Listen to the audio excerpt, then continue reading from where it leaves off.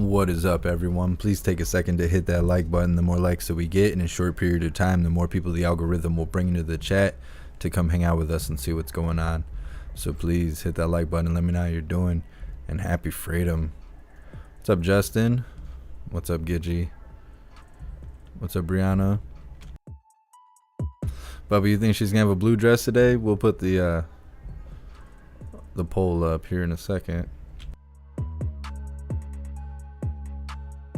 What's up, Iron Horse? Oh yeah, my car's doing good. It's running good.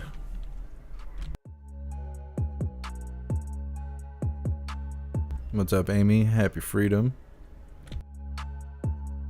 Happy freedom, Gidgy.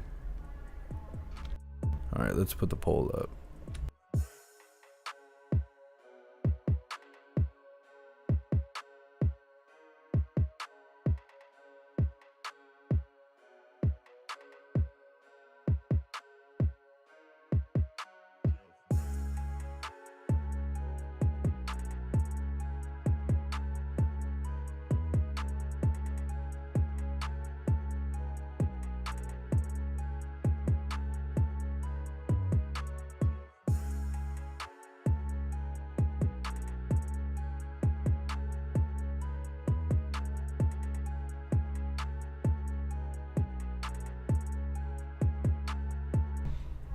Happy freedom, Sam. Thanks for being here.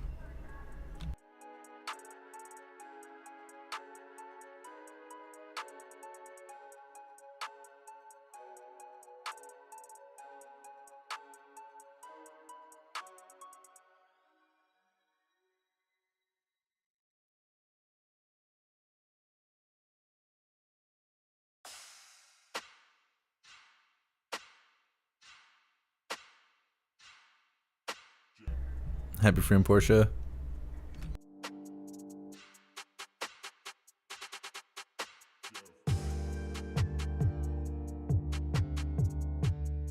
Alright, give me a second. I gotta send out these notifications.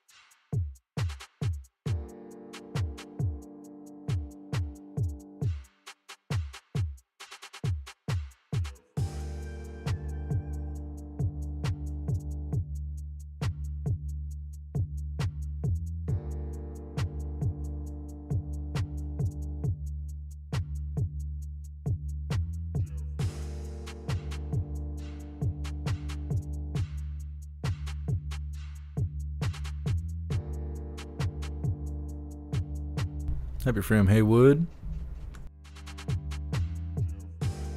Kyle, you think she's gonna come out in camo? Nah, I don't know.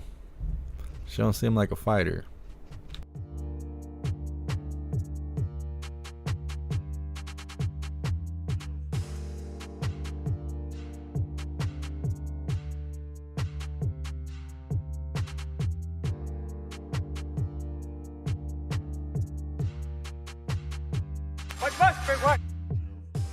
My sound effects were not working on that last live, but apparently they work now. Are they friend or foe? Thank you so much, Bonnie, for that very generous donation. I really appreciate you. Thank you so much. Yeshua is coming soon. Absolutely. Thank you so much for all the support. That's awesome. I really appreciate you. Jesse, the blue blockers. Just for you. Just for you. Put the glasses on.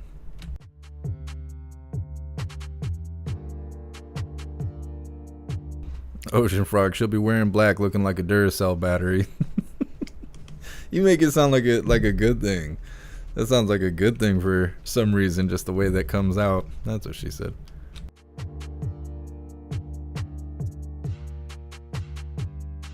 A lot of people think she'll be in all black today. What day is it? Monday?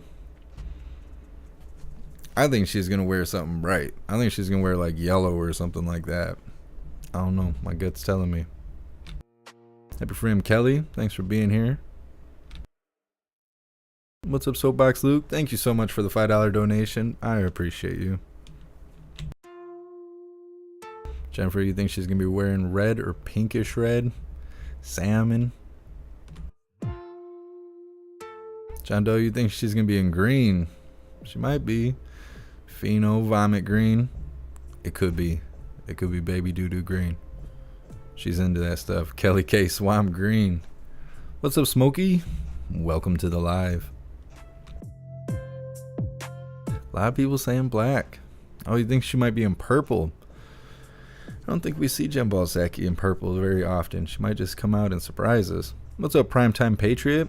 Happy freedom. Thanks for being here. What's up, Carrie? Welcome to the live. Big Dan thinks she's going to come out in white. I guess, I don't think she wears white very often either. I'm trying to think what she wear. Red, orange, black, blue. Most of the time, that's what we see. What's up, Faded? How late is the demon spawn gonna be this afternoon? Well, she's 3 minutes late so far.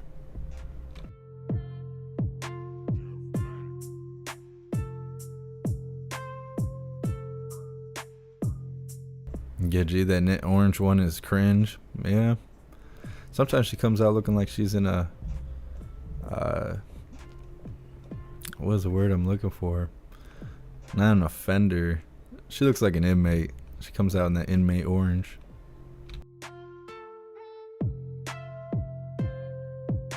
Right, Indian Queen, both of you guys saying blue.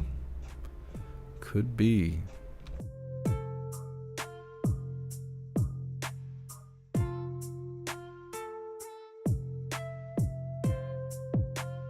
What's up, Cheeky Chops?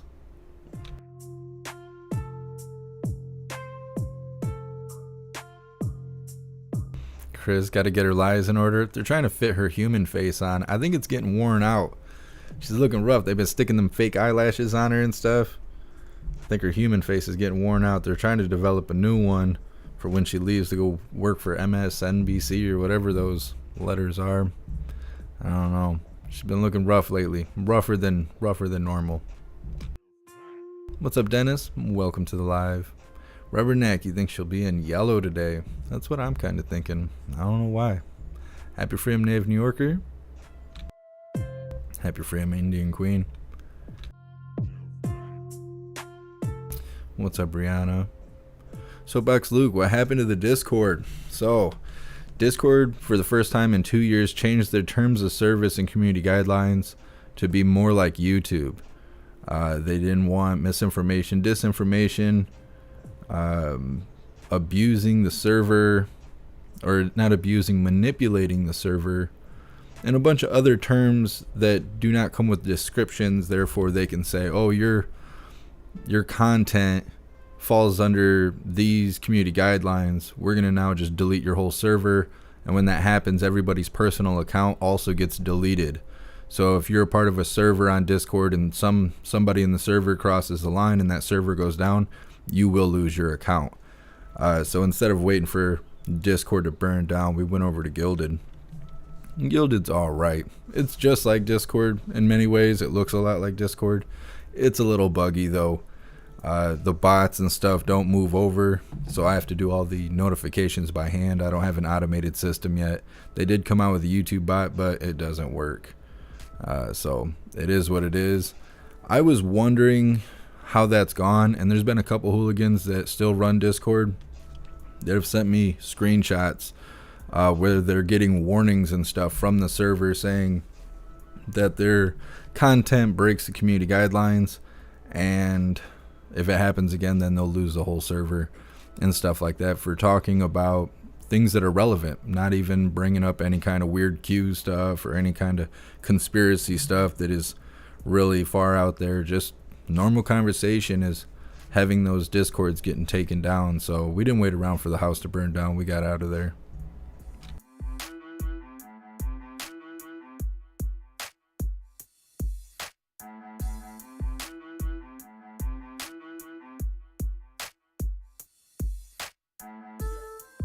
A lot of people saying green today. Jemball Psaki. I wonder now. Now I'm like real curious what she's gonna be wearing. Human flesh. What's up, Naven? I'm doing pretty good. How are you doing? What's up, cool guy? Happy freedom. Yeah, Soapbox Luke. I don't know. I think Gilded gained a lot of Discord users when that TOS came out. Happy freedom, Donna. Thank you for being here. Happy freedom, Ink Scars. Haven't made it over to Gilded yet. Oh yeah, you wrote me on Discord a few days ago, whenever the last time I was live. Yeah, Gilded it's a lot like Discord. I mean, it looks the same, it functions the same. There's small differences, but I don't know. They just released an update, so it's actually running a little bit smoother now.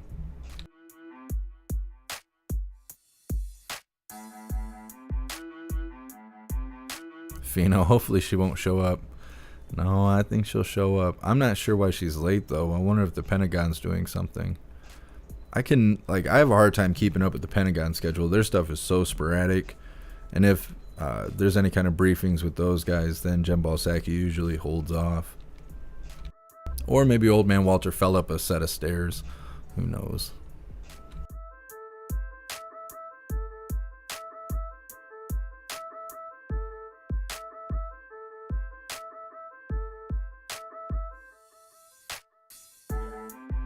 Tammy thinks she'll be in commie red. She might be. Fino McDonald's red and yellow. Come out here looking like Ronald McDonald.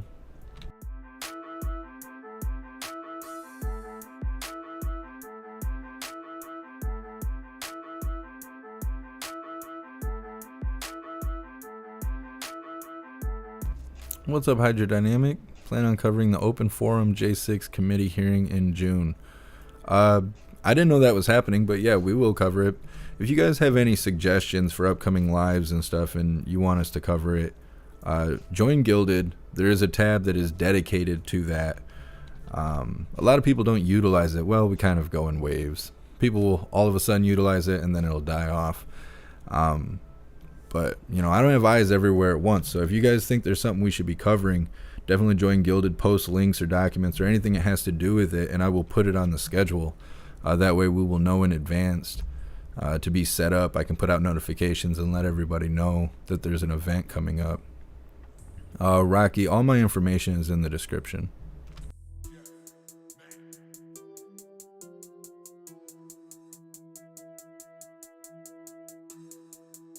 Kelly K. Fox is reporting that the press is nice to Jemball Psaki because they're scared of her.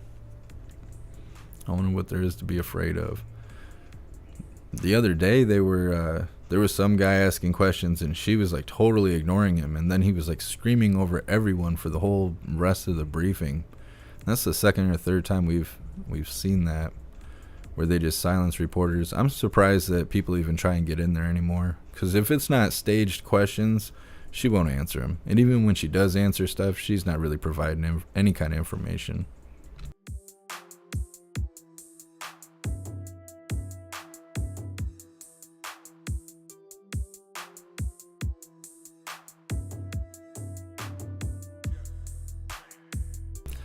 Soapbox Luke, I don't know what that is.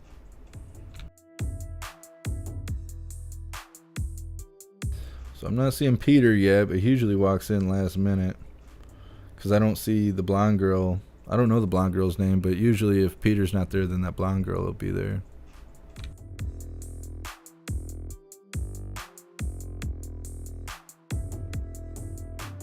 What's up, Smoke It Up? Happy freedom. I'm doing pretty good. How are you doing today?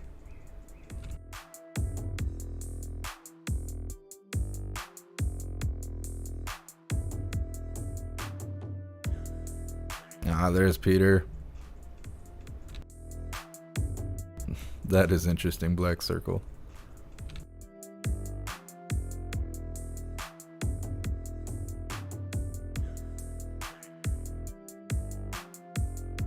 Hey, glad to hear it. Smoke it up.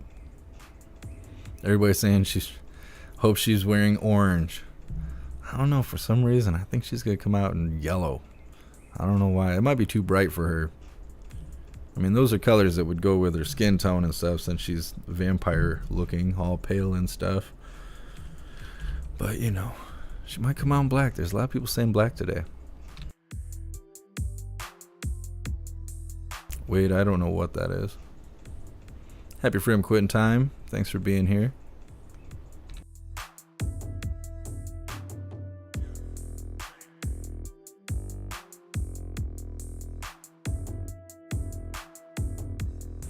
Christy, I like how Peter gets front row. I wonder what... well, I guess sometimes when they show Peter, he's like kind of looking at her. But I think it would be hilarious to have him like sitting there staring at her intently, just making her uncomfortable. She gets all shorted out. Actually, let's make sure this button works. Oh, I think I broke it.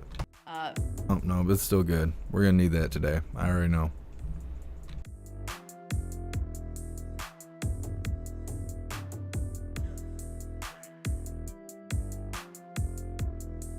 Grey Wolf, you think she'll be wearing purple? You're the second one to say purple today. She might.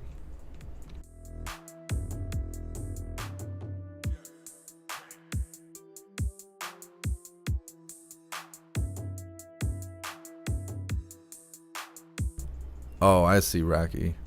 I see. I did not know her name. I just know that she works for Fox. Oh, she came out in pink. A couple of you called it.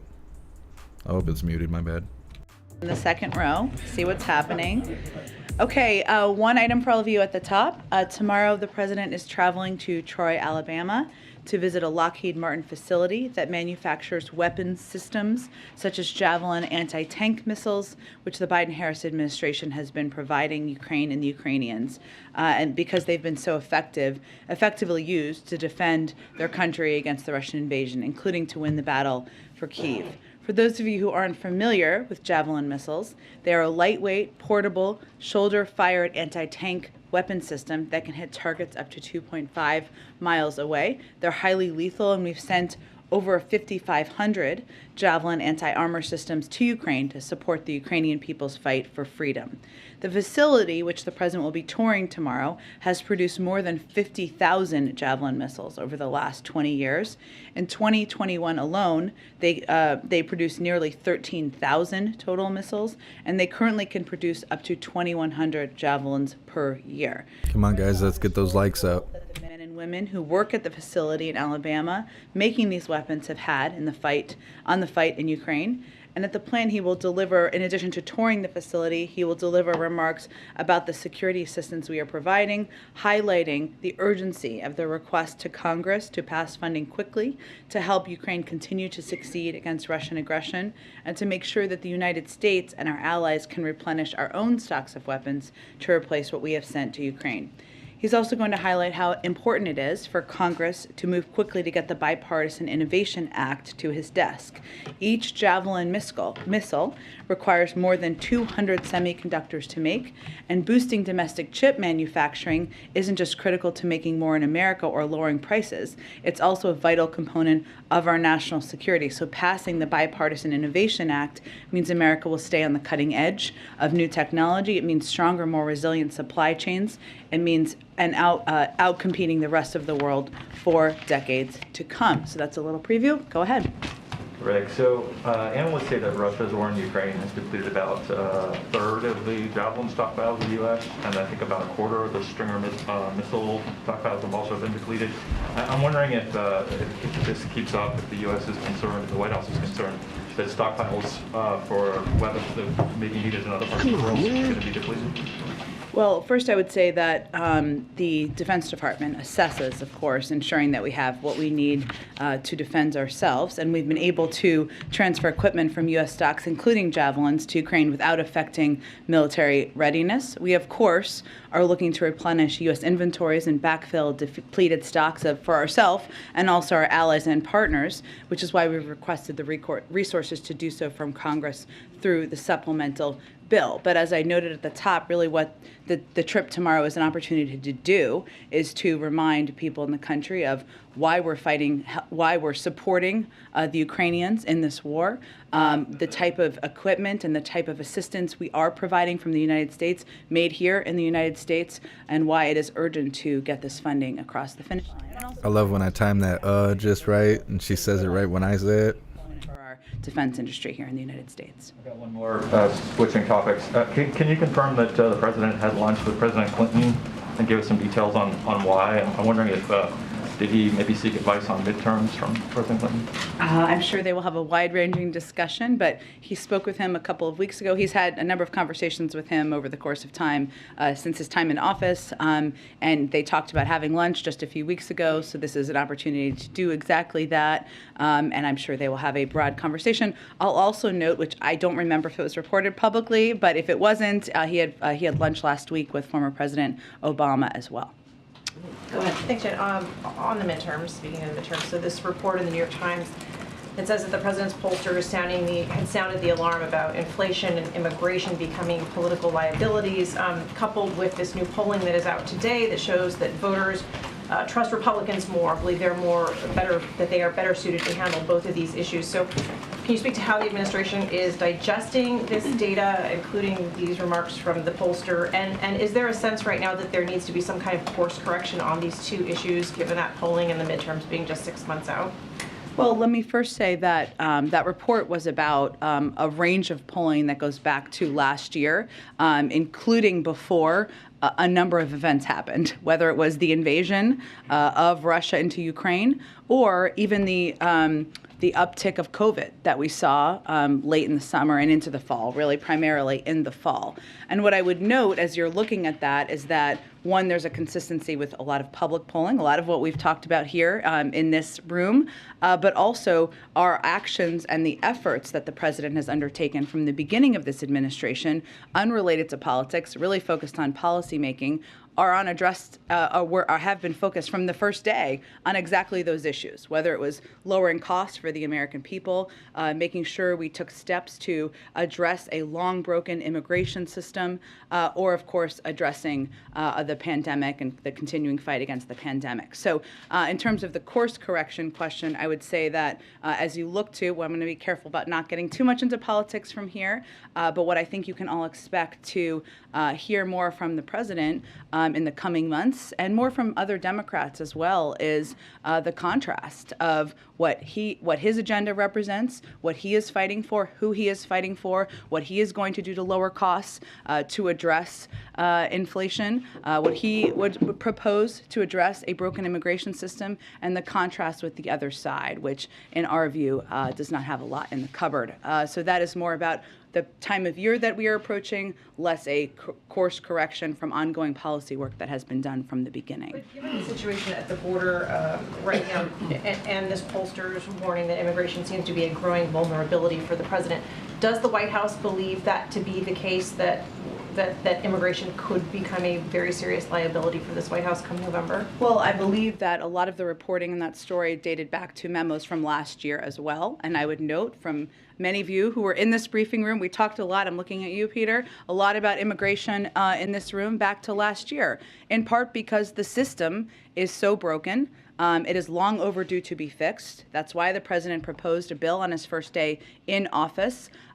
Removing ourselves from the politics on that, we've long known that that was a substantive policy issue that more work needed to be done on. Not only did he put forward a bill on his first day in office, he has been a supporter and advocate for many attempts by Democrats in the Senate to include it in reconciliation bills, and we're going to continue to work with anyone who is willing and able and open to the engagement on getting immigration reform done. Really quick housekeeping. You had said that the president would likely be wearing a mask on Saturday while he wasn't speaking. Yeah. We didn't see him wearing one. What changed? Was there guidance from the president's physician? I would say we made decisions based on consultations with the president's physician, which I know I noted as well. He was wearing a mask for portions of the behind-the-scenes visit to the White House Correspondents' Dinner on Saturday evening, and a determination was made that he did not need to do that while he was on stage. Go ahead. Thanks, Jen.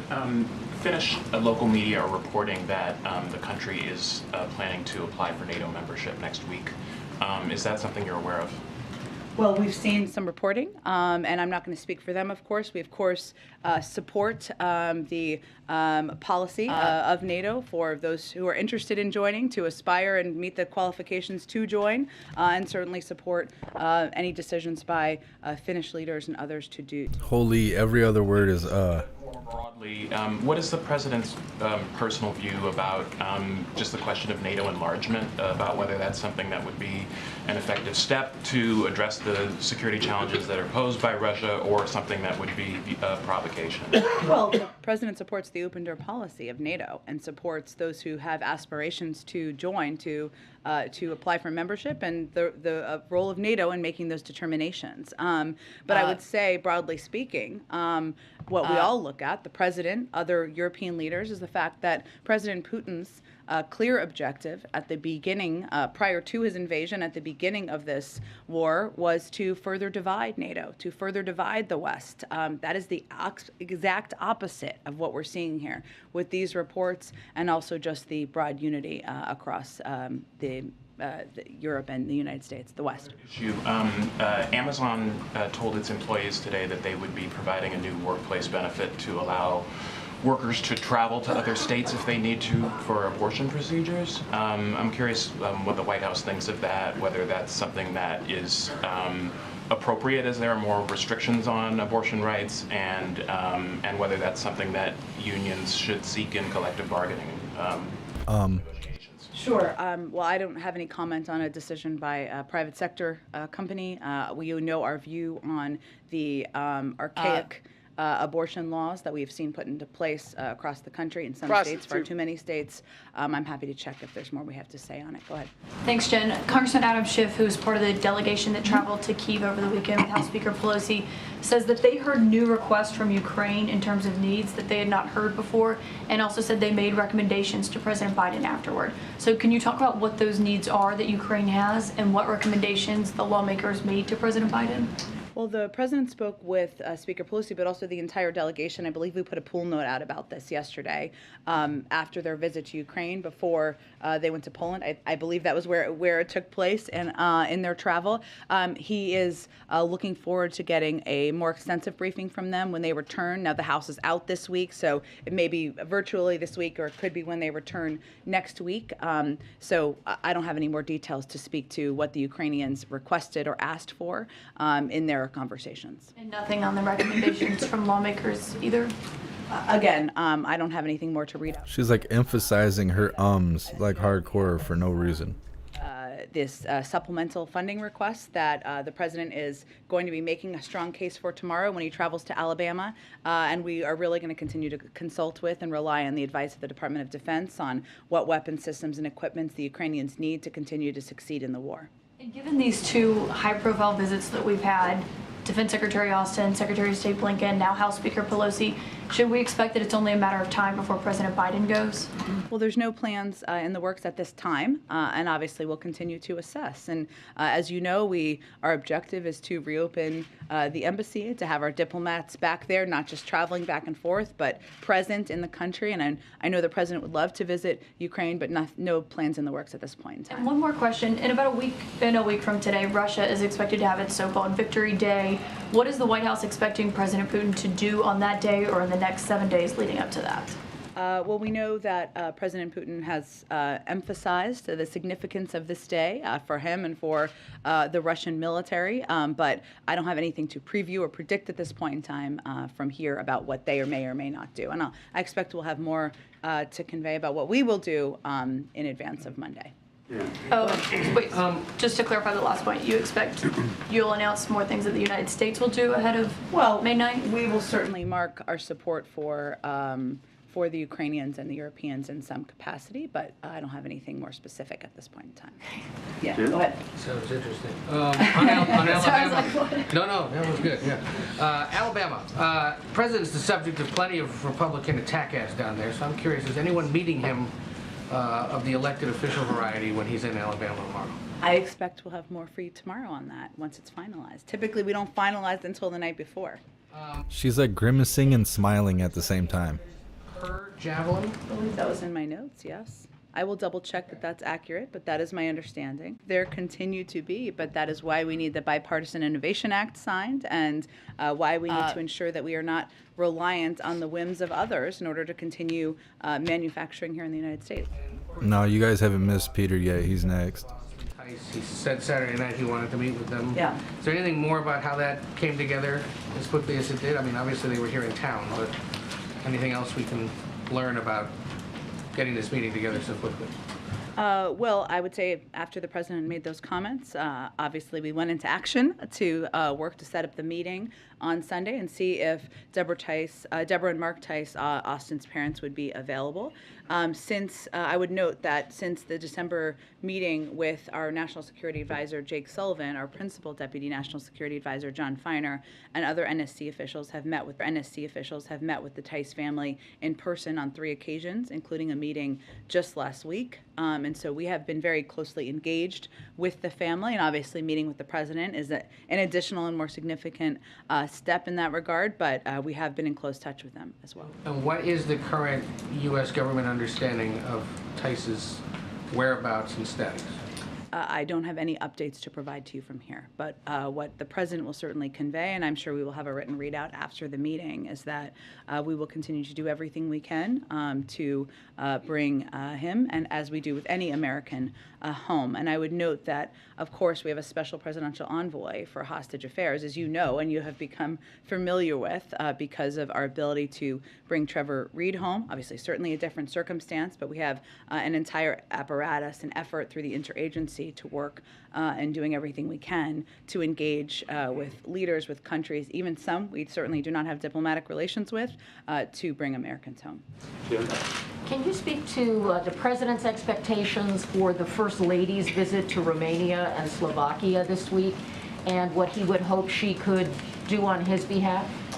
Sure. Well, the president is grateful and looking forward to Dr. Biden, the First Lady, visiting Europe later this week. As was noted in the announcement that was put out, I believe, yesterday, the focus of this trip is to emphasize the U.S. support for the work they're doing on behalf of refugees, on behalf of supporting the Ukrainian people.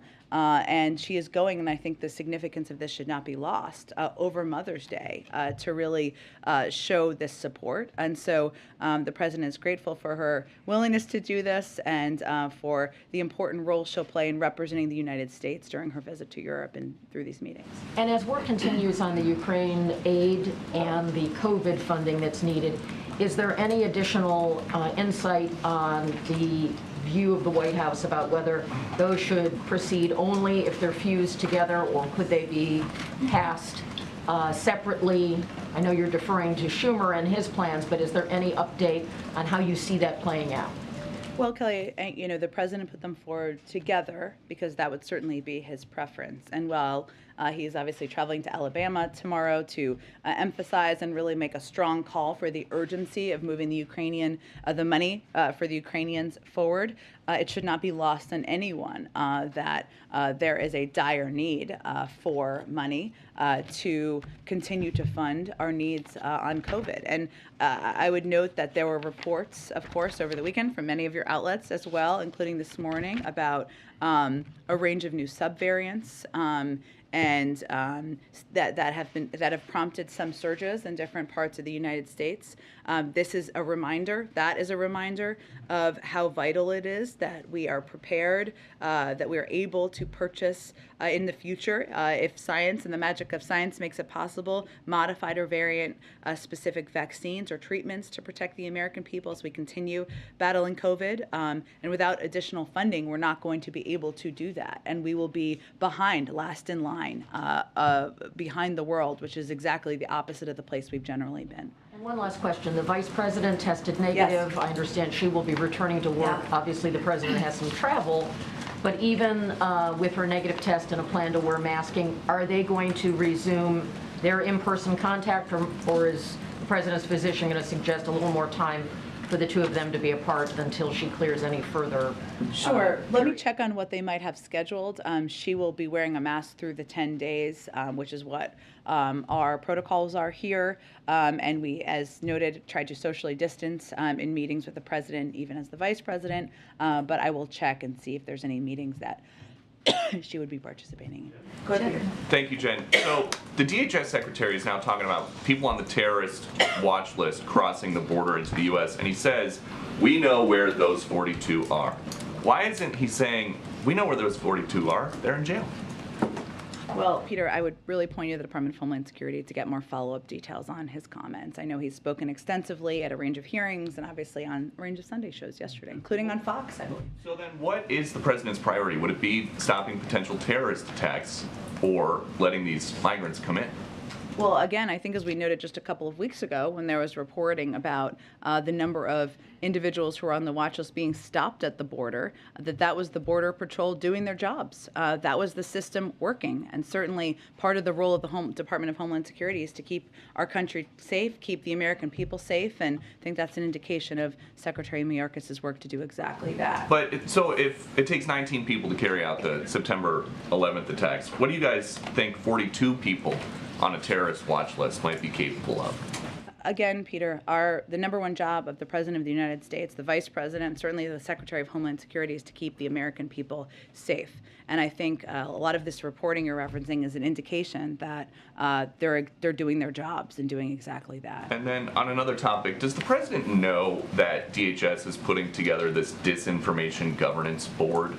Well, Peter, I think I would note, and I'm not sure if this has been in your reporting yet, but this is a continuation of work that was done under the prior administration, under the Trump administration, to take steps to address disinformation, address the use of disinformation in helping smugglers prompt the movement of more migrants across to the border. I would note that the first example given in the announcement about this was DHS's work to understand how, quote, misinformation spread by human smugglers that prey on vulnerable populations attempting to migrate to the United States. So for anyone who's out there who may be concerned about the increase in migrants to the border, this is the kind of apparatus that's working to address disinformation. And again, continuing the work of the Department of Homeland Security in 2020, something we're currently applauding. But just in terms of what the president wants out of this, does he want the people on this board to start censoring information that is not helpful to him? Well, let me be clear on exactly what this board does, or what the work they are doing does. And in their announcement, which is publicly available on the Department of Homeland Security website for anyone to read, it says, quote, the primary mission is to establish best practices to ensure that efforts to understand and respond to disinformation are done in ways that protect privacy, civil rights, and civil liberties, and the right to free speech. But, okay, there's this woman, Nina Jankowicz, who is going to be in charge of the board. She has said that she thinks the Hunter Biden laptop is Russian disinformation. So should we look forward in the future to her censoring internet traffic about the Hunter Biden laptop? I think I noted exactly what the objective of the board is, including continuing the work of the prior administration. And the woman you noted has extensive experience and has done extensive work addressing disinformation. She has testified before Congress, testified in Europe. She has worked closely with the Ukrainians and has unique expertise, especially at this moment. But is she a biologist?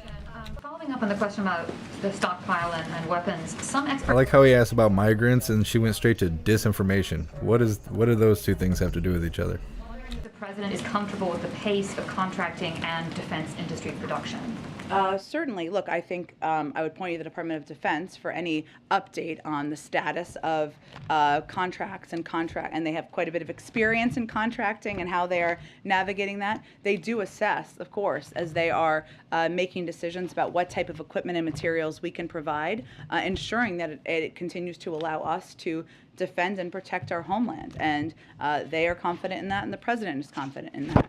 I would note that the Defense Department is also working closely with industry to evaluate the health of weapons systems production lines at the prime and sub-tier supplier levels and examine bottlenecks in every component to ensure if anything can be addressed, we can work to address that in the manufacturing process. And we're considering a range of options if they're needed to increase production capacity and improve production timelines of both Javelin javelins as well as stingers. But that's an ongoing process, so I just don't have anything to preview at this point in time.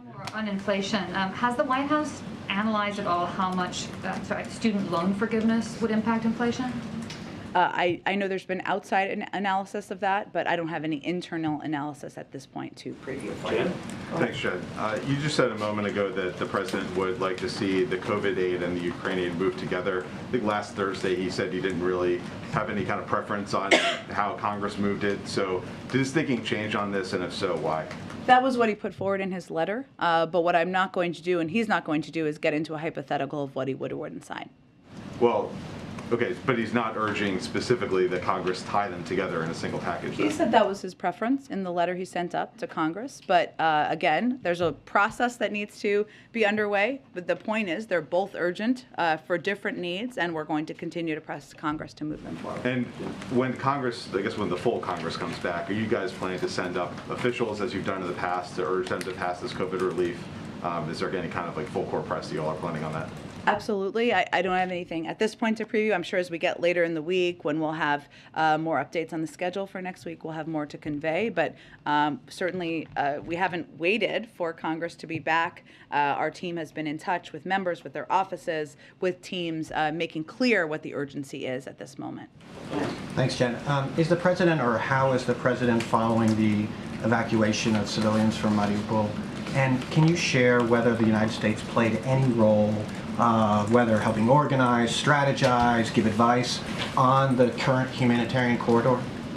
I don't have any update on the latter part of your question from here. The president, of course, met with his national security team this morning to get an update on a range of issues, as he does on a very regular basis. And this, I'm certain, was on the topic of discussion. Obviously, there are also a range of news reports that have been developing throughout the day, as you know, about the challenge and the delay in moving more civilians and others out of the plant. So as much as of course, it's positive that 100 civilians were able to depart. There's clearly more work that needs to be done. We continue to call for it, to press for it, but beyond that, I don't have any behind-the-scenes details to outline for you. On Title 42, I know you were asked about this on Friday, but did President Biden ask Mexican President López Obrador to increase troops on the Mexican border? Is the United States asking Mexico to increase troops on either their southern border or northern border? And what is the overall message to the region, not only Mexico, but the Northern Triangle, to address the lifting of Title 42 and the expectation of increased migration?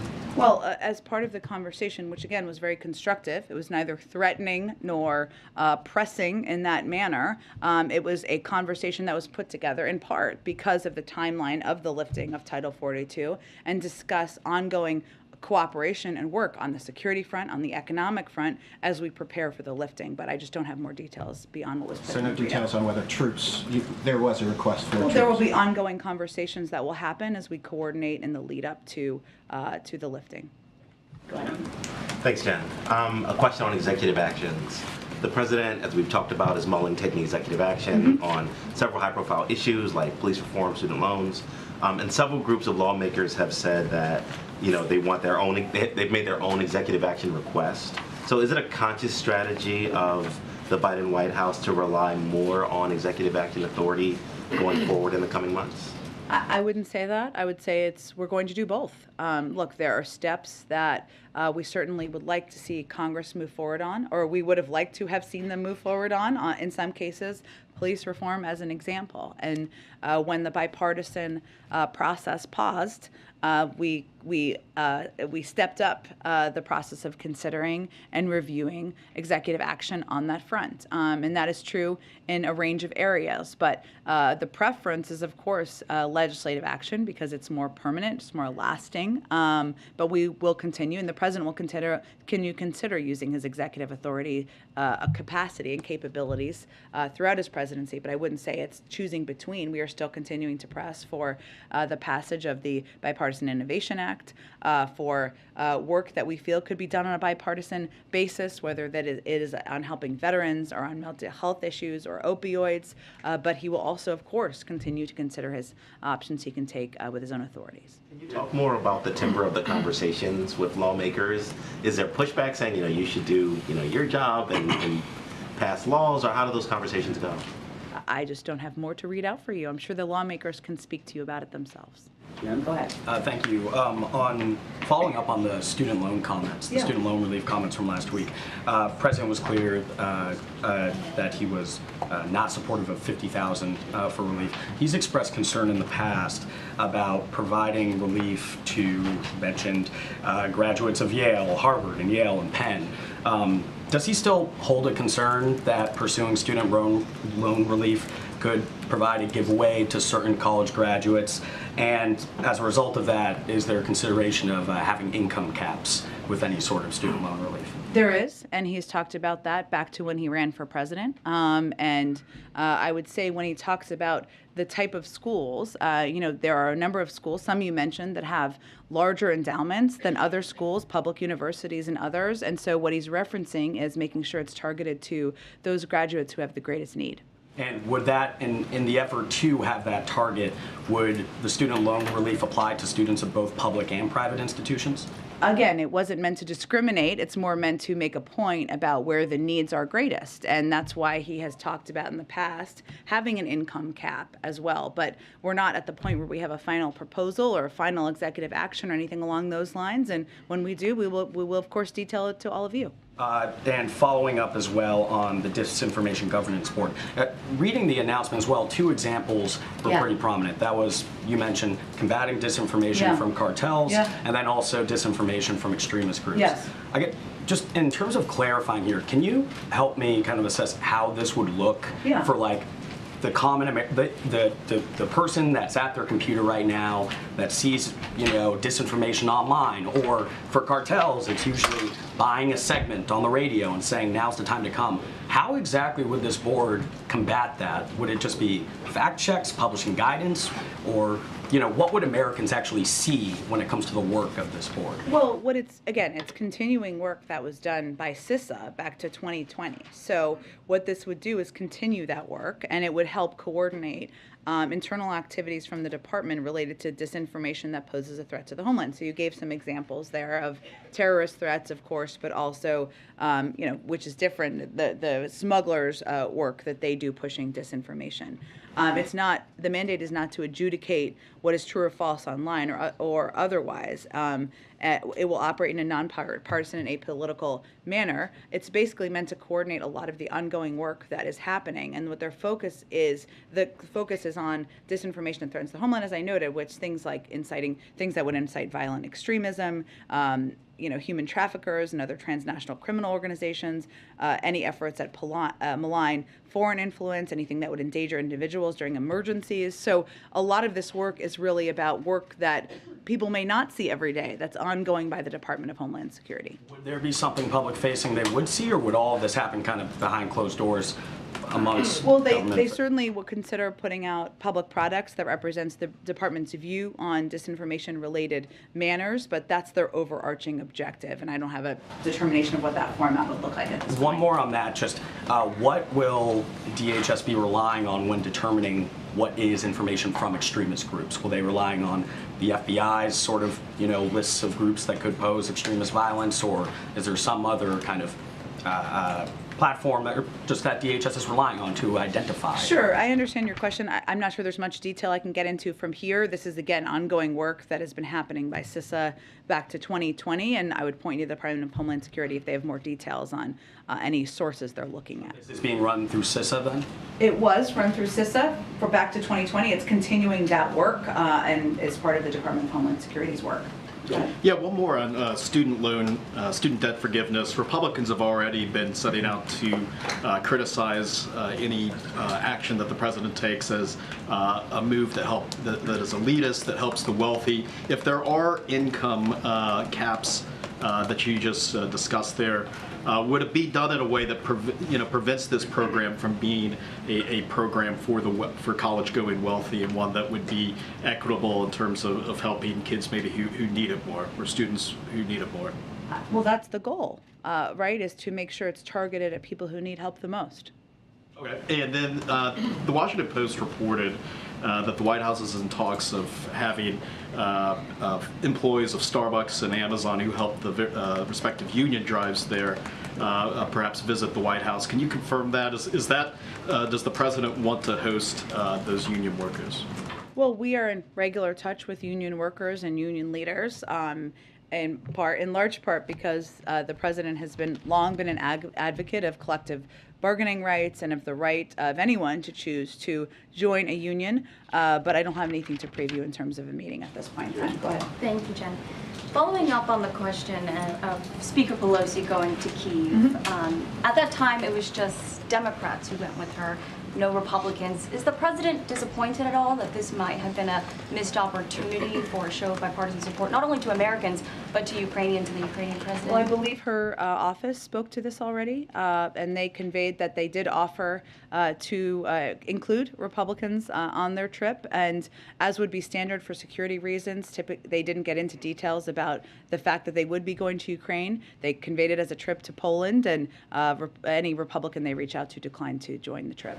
And one of our ABC Washington Post polls found that 8 in 10 Americans are expressing worries about a wider war and the possible use of nuclear weapons by Russia. And given that Russia has made it clear that they believe NATO has engaged in a proxy war, what's the White House's message to worried Americans right now? Well, I think it's an important step to take and a responsibility of everyone to make clear this is not a proxy war. I know that is the Russian talking point on this, but it is not a proxy war. This is a war between Russia and Ukraine. NATO is not involved. The United States is not fighting this war, so I think it's important and vital for all of us to not repeat the Kremlin talking points on this front. I would say that the Russians themselves have over time, including as recently as last year, made clear that a nuclear war could not be won. We agree with that, and that is important for every country to restate and every elected official to restate around the country here as well. So I would note the president's view and his position continues to be that we are not putting U.S. troops on the ground to fight this war, and that's something we will continue to reiterate for Americans. Go Thank you so much. You just said on May 9, maybe a follow-up, that the United States will certainly mark their support for Ukrainians and Europeans in some capacity. I was wondering whether you can be more specific. Are we talking about a symbolic gesture, coordinated sanctions with the Europeans, or a concrete announcement of new aid for Ukraine? Not yet. I have nothing to preview yet. Maybe as we get closer to the end of the week, we may be there. Go ahead. Yeah, thank you, Jen. Two questions about President Biden's upcoming visit to East Asia. We know South Korea will be the very first East Asia or Asia country that President Biden will visit. Actually, for nearly 60 years, no U.S. president had visited South Korea first in his term. They usually put Japan first. But many U.S. presidents have visited South Korea over time. Right, but the first has its significance. Okay. So is this a signal of a change of policy towards East Asia? In what capacity? I mean, the U.S. will focus more on, for example, the issue of North Korea, and also maybe invite South Korea to join Quad. There are many ways that we engage with South Korea. It's an incredibly important partnership, relationship, but the Quad will remain the Quad. We will continue to engage with South Korea through a range of mechanisms and continue to work on the strength of our relationship.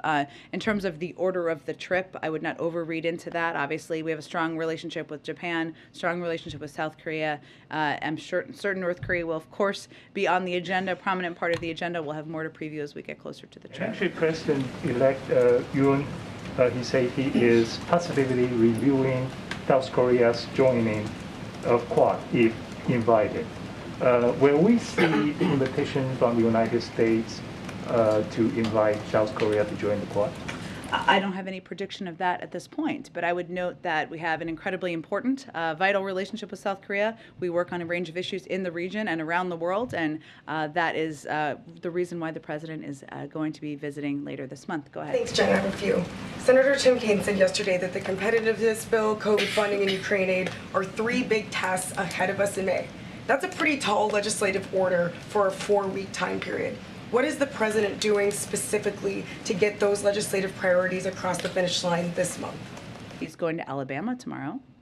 that I previewed at the top of the briefing to make the case in these remarks about how vital it is to move this legislation forward. And he and his team, we have been engaged already for the last several days in calls and outreach and engagement, conveying how important it is to move these pieces of legislation forward. And certainly they are all priorities that have a great deal of urgency. And I know at the top of the briefing, tomorrow is an opportunity not just to talk about the supplemental package, but also to talk about the Bipartisan Innovation Act and how important it is to ensure we have access to semiconductors so we can continue to support not only the defense industry, but other industries across the country. Mainly referring to the 4-week time period to get all 3 of those things done, and whether or not the White House thinks that that's likely that you can do I'm it all. not here to set a timeline, but I have repeated many times, and the president has conveyed the urgency of moving all of these pieces of legislation forward. I think you've seen over the weekend comments from a number of senators about that as well, echoing that point about the urgency of moving the supplemental package forward. The House is, of course, out this week. The Senate is not. They can move, and hopefully next week we'll see more activity on the House side. On student debt, how did the White House get from they'll make a decision on erasing some student debt by the end of August to making a decision in the next couple weeks? Well, by the end of August and in the next couple of weeks is the same thing. So the president isn't speeding up his timeline for making a decision because of political pressure from some within his party? Well, I think when we outlined by the end of August, what we conveyed is that is the timeline but through which the pause on student debt goes through. So it was before that time, unless it was the president decided to extend it, a decision would be made. I don't have any preview of when there will be any announcement, and there's not a final decision about student debt, but in advance of that is what we have said. Go ahead. Thank you. 2 questions. One, on the president's agenda in this next important period of time, Senator Joe Manchin remains an important vote in the Senate, of course. He is saying he wants a package that includes deficit reduction. He's someone who wants a balanced budget amendment. That is something President Biden supported in the 90s. What does the president think now? Does he support a balanced budget amendment? The president is a huge advocate for deficit reduction. He actually reduced the deficit. We reduced the deficit last year by $300 billion on his watch, something that people often forget. And certainly his advocacy for to making the tax system more fair, which has been part of the reconciliation proposal and process, would help do that as well. I haven't had a conversation with him about a balanced budget amendment. I'm not aware of that moving through. I'm happy to see if there's more we can update on that. And just one more, also on kind of midterm season. I know you can't talk about election campaigns, we get all that. But some of the Republican senators the president has worked with in the past, like Rob Portman, are retiring. And I wonder your thoughts about the tone that you're hearing from the Republican Party in places like Ohio and the chances for working across party lines in the future. Well, I'm not going to get ahead of the election, but what we're seeing across the board is even with the former president not on the campaign trail, we're seeing quite a few Republicans out there who are echoing his sentiment. So I think that speaks more for where the party is than it does for anything else. Okay, I got to wrap this up, but you can go ahead. Last year, Ron Klain told us that the memo was being done by the Education Department on whether or not the president could sign off on those $10,000 on student debt relief. Is that memo being done? Is it done? Is the president waiting on that to make his final decision? Well, so that's the policy process, right? That's ongoing. And then there's always legal considerations as it relates to executive orders, which is in conjunction with the Department of Education, but part here, and we, of course, consult with the Department of Justice as needed. But is that memo been done? I don't have any update on the status of an internal memo, but I will tell you the president said last week that he's continuing to consider and take a very hard look and close look at providing student debt relief, and that's something that hopefully we'll have more on soon. Okay, and one more question. Does the White House have any comment on the bipartisan talks on the Hill to make a deal to combat climate change? Many Democrats see this as kind of smoke and mirrors. They see it as something that will never actually happen. Senator Whitehouse actually put it this way: there's literally nothing happening in the bipartisan effort. I'm just curious if the White House has a view of those talks. So the bipartisan energy talks that Senator Manchin, I think you're referencing, is orchestrating. The president has long believed that there should be support to move parts of his agenda forward on a bipartisan basis. So I don't have any specific critique of it other than that has long been his view. I'm not going to prejudge the outcome of these talks either, nor is the president. But we are also continuing to engage with a range of Democrats about how to move the reconciliation effort forward as well. Thanks so much, everyone. We'll see you tomorrow. Prostitute.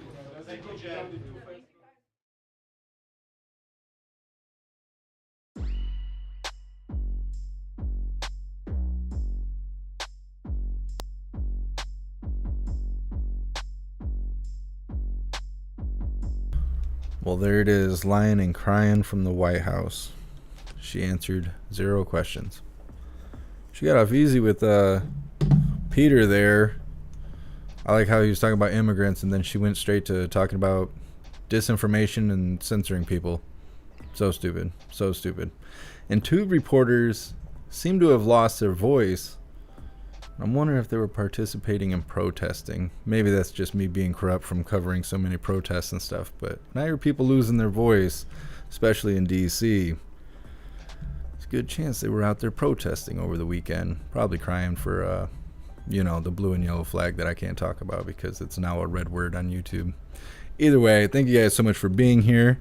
At 4 o'clock in a half hour, old man Walter and his caretaker are supposed to be hosting some sort of an event that has to do with Ramadan. I don't know if I'm pronouncing that correctly, but it is what it is. We'll cover it. I'm sure it won't be too long, but it will probably be fairly humorous. In a really dark way. This person runs the country, but you can't help but laugh at how stupid he is. Either way, I will see you guys on the next live. Big shout out to everyone that made donations, joined the membership program, or purchased any merch. I really appreciate all of you. Thank you so much for all the support. I would not be able to do it without you. So I will see you guys on the next live in about 30 minutes or so. Until then, stand tall, shine bright, and that's a wrap.